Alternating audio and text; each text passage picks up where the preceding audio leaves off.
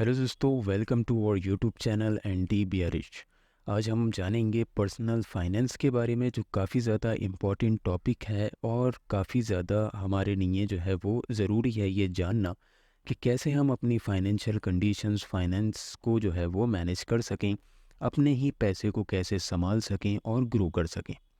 Personal finance में काफ़ी ज़्यादा अच्छे टॉपिक्स हैं जिसमें आप जो है वो बजटिंग रहती है आपकी, आप बजट कैसे बना सकते हैं, आपको सेविंग करना होती हैं, आपको रिटायरमेंट प्लान करने होते हैं, अपने शॉर्ट टर्म गोल्स देखने होते हैं, लॉन्ग टर्म गोल्स देखने होते हैं और साथ में अपने इमरजेंसी फंड्स को भी मैनेज करना होता है।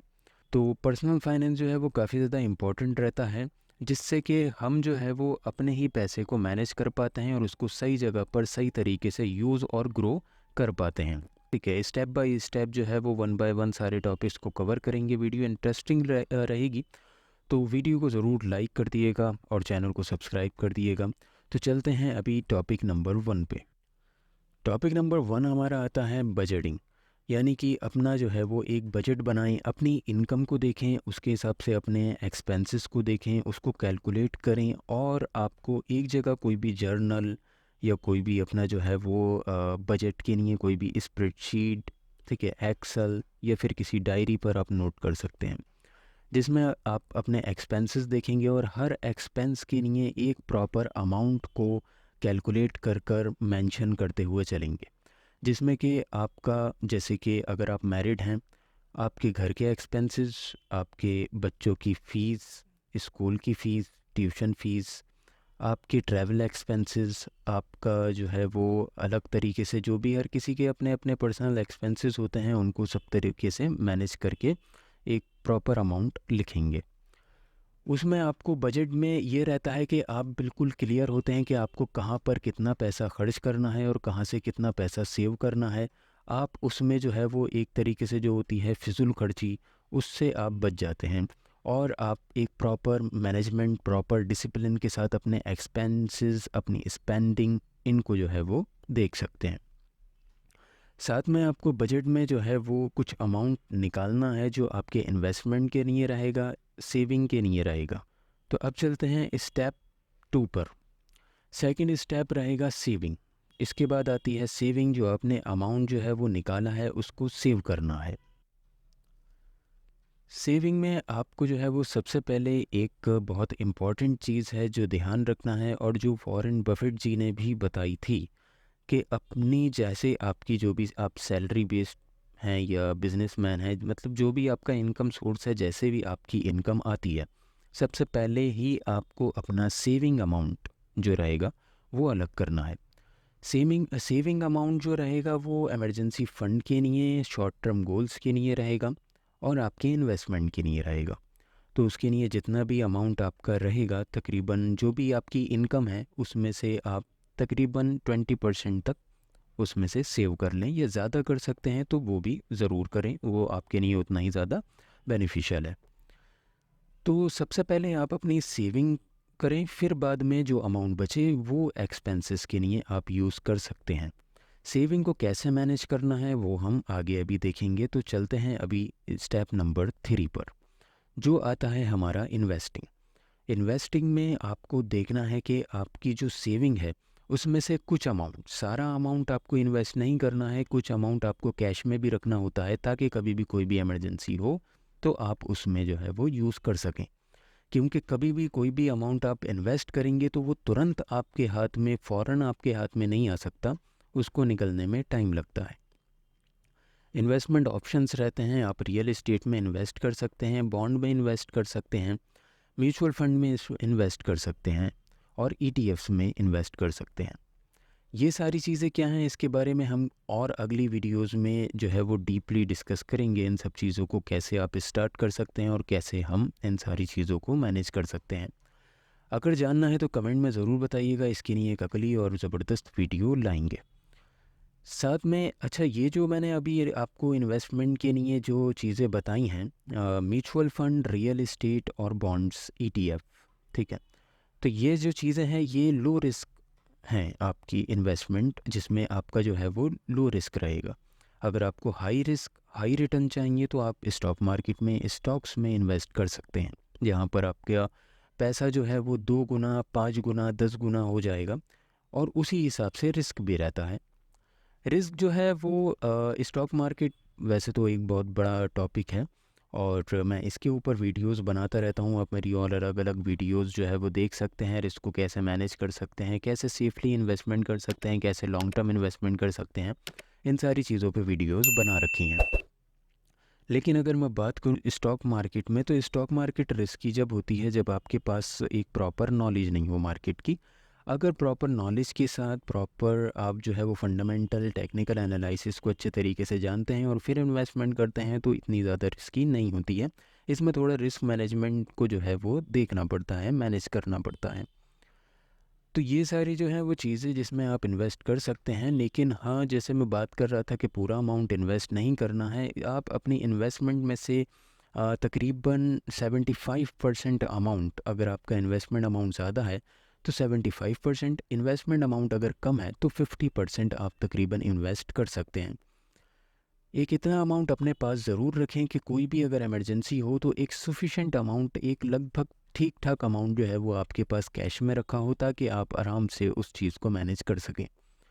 और साथ में जो भी आपकी इन्वेस्टमेंट रहेंगी उसमें डाइवर्सिफिकेशन आपको करना है। डाइवर्सिफिकेशन का मतलब ये होता है कि इन्वेस्टमेंट अलग अलग जगहों पर, अलग अलग प्लेसेस पर आपको करना है, जिसमें कि आप कुछ अमाउंट स्टॉक मार्केट में डाल सकते हैं, कुछ अमाउंट आप रियल एस्टेट में इन्वेस्ट कर सकते हैं, कुछ अमाउंट आप जो है वो बॉन्ड्स में, ईटीएफ्स में, म्यूचुअल फंड्स में इन्वेस्ट कर सकते हैं। इससे क्या रहता है कि अगर जैसे स्टॉक मार्केट अगर गिर रही है, ठीक है, तो आपके जो है वो बॉन्ड्स वो आपको रिटर्न दे देंगे निकाल कर। रियल एस्टेट जो है वो आपको रिटर्न दे देगी। रियल एस्टेट के प्राइस गिर रहे हैं या बॉन्ड्स में कोई ख़राबी है, बॉन्ड्स में प्राइस गिर रहे हैं, तो आपकी स्टॉक मार्केट आपको जो है वो रिटर्न निकाल कर दे देगी। ठीक है, तो इसे कहते हैं डाइवर्सिफिकेशन, के अपने पैसे को अलग अलग जगहों पर इन्वेस्ट करें ताकि एक चीज़, अगर एक फील्ड जो है वो वीक हो तो दूसरी चीज़ें आपको रिटर्न दे दें और जो है वो पैसा जो है अमाउंट ग्रो होता रहे। ठीक है, तो ये पूरा जो है इन्वेस्टमेंट का एक काफ़ी अच्छा टॉपिक है, बड़ा टॉपिक है। मैंने आपको बेसिक्स बताई हैं, इसमें डीपली डिस्कस करेंगे किसी और अगली वीडियो में। और हम आते हैं अभी अपने चौथे पॉइंट पर। फोर्थ पॉइंट रहेगा हमारा डेप्ट मैनेजमेंट। अगर आपने किसी भी अपने एक्सपेंस के लिए कर्ज़ लिया है, डेप्ट लिया है, तो आपको उसको रिड्यूस करना है, जल्द से जल्द उसको जो है वो पूरा पे करना है। अब जो है वो अगर आपके पास काफ़ी ज़्यादा डेप्ट हैं, काफ़ी ज़्यादा अपने लोन वगैरह ले रखे हैं, तो उन लोन में आपको फाइंड करना है कि किस लोन का सबसे ज़्यादा इंटरेस्ट आपको पे करना पड़ रहा है। जिस लोन का सबसे ज़्यादा इंटरेस्ट है उस लोन को सबसे पहले पे करें, जिसका कम है उसको बाद में पे कर सकते हैं। क्योंकि सबसे ज़्यादा इंटरेस्ट वाले लोन जो हैं वो सबसे ज़्यादा आपकी इनकम पर इम्पैक्ट करेंगे, सेविंग पर इम्पैक्ट करेंगे, क्योंकि इंटरेस्ट रेट उसमें काफ़ी ज़्यादा हाई होते हैं और काफ़ी ज़्यादा अमाउंट आपको एक्स्ट्रा पे करना पड़ेगा। तो उसको हो सके फोर्स क्लोज़र कराएं या फिर आप ज़्यादा से ज़्यादा जो है वो ईएमआई उसमें अमाउंट जो है वो क्रेडिट करते रहें। फिर हमारा आता है fifth point, retirement planning. Retirement planning में आपको अपने रिटायरमेंट के लिए कुछ अमाउंट सेव करना है अलग से और उसको इन्वेस्ट करना है। जाहिर सी बात है, अगर सेव करते रहेंगे तो इतना ज़्यादा अमाउंट ग्रो नहीं कर पाएगा, मनी इतनी ग्रो नहीं कर पाएगी। लेकिन अगर आप उसको इन्वेस्ट करेंगे तो अच्छे तरीके से वो ग्रो भी कर सकता है, आगे बढ़ सकता है। और साथ में आपको लॉन्ग टर्म, क्योंकि इन्वेस्टमेंट आएगी, रिटायरमेंट प्लान अगर आप अर्ली एज में, छोटी एज में ही करना स्टार्ट कर देते हैं 25-26 से, या हो सके तो 22-23 से, तो उसमें क्या रहता है कि आपका पास टाइम ज़्यादा होता है। लॉन्ग टर्म इन्वेस्टमेंट आप कर सकते हैं, म्यूचुअल फंड में भी करेंगे। CAGR जो होता है, CAGR में आपको काफ़ी ज़्यादा कंपाउंडिंग रेट्स भी मिल जाते हैं और कंपाउंडिंग के साथ आपका पैसा जो है वो ग्रो होता है। और साथ में अगर आप स्टॉक मार्केट में इन्वेस्ट कर रहे हैं तो अच्छी कंपनीज़ में, जैसे कि फॉर एग्ज़ाम्पल टाटा है, टाटा काफ़ी ज़्यादा भरोसेमंद है, वहाँ पर इन्वेस्ट कर सकते हैं। उनके स्टॉक्स में टाटा मोटर्स, टाटा पावर, टाटा के हर तरीके के स्टॉक्स हैं। और साथ में रिलायंस है, रिलायंस उसमें भी काफ़ी ज़्यादा भरोसेमंद है रिलायंस। ठीक है, अदानी, अदानी भी ठीक ठाक है। तो ये सारे जो हैं वो कंपनीज़ हैं जिनमें आप लॉन्ग टर्म के लिए इन्वेस्टमेंट कर सकते हैं, तो ये काफ़ी अच्छे रिटर्न आपको निकाल कर दे सकते हैं। रिलायंस की ही अगर मैं बात करूं तो रिलायंस, अगर आप 10 साल पहले की बात कर लें तो रिलायंस 700-800 रुपये कहीं ट्रेड करता था, और आज की बात करूं तो आज रिलायंस जो है वो 2500 है। ठीक है, तो इस तरीके से ग्रो हो जाते हैं अमाउंट काफ़ी ज़्यादा, और काफ़ी अच्छे तरीके से आप इन्वेस्टमेंट को अपने मैनेज कर सकते हैं।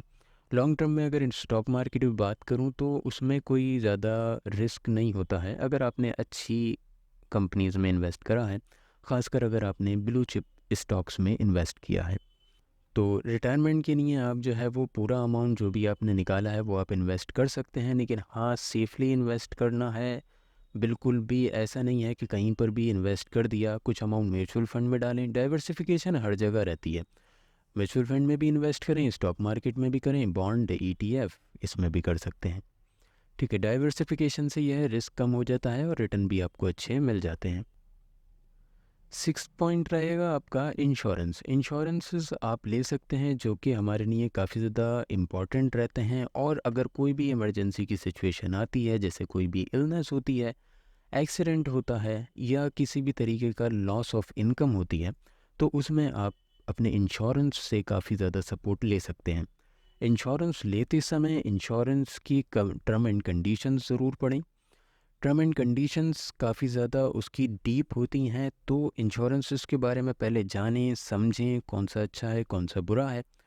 उसके हिसाब से अलग अलग जो उनकी एक तरीके से जो होता है ना, टर्म एंड कंडीशंस में बहुत बारीकियाँ होती हैं, तो उन सारी चीज़ों को देखें, समझें, और एक अच्छा बेटर इंश्योरेंस प्लान अपने लिए जो है वो सेलेक्ट करें और उसमें इन्वेस्ट कर सकते हैं।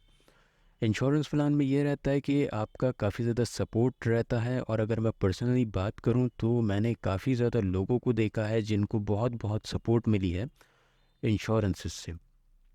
ठीक है, तो तकरीबन 20,000 रुपये का उन्होंने जो है वो अपना प्रीमियम पे किया, 20,000, 30,000, 50,000 प्रीमियम पे किया, और उनका कोई भी क्लेम आता है अगर इलनेस पे, और जेन्युइन क्लेम होता है, टर्म एंड कंडीशन से मैच करता है कंपनी की, तो वहाँ पर उनको 5 लैक्स तक के मैंने अमाउंट पे करते हुए उनको मिलते हुए देखा है।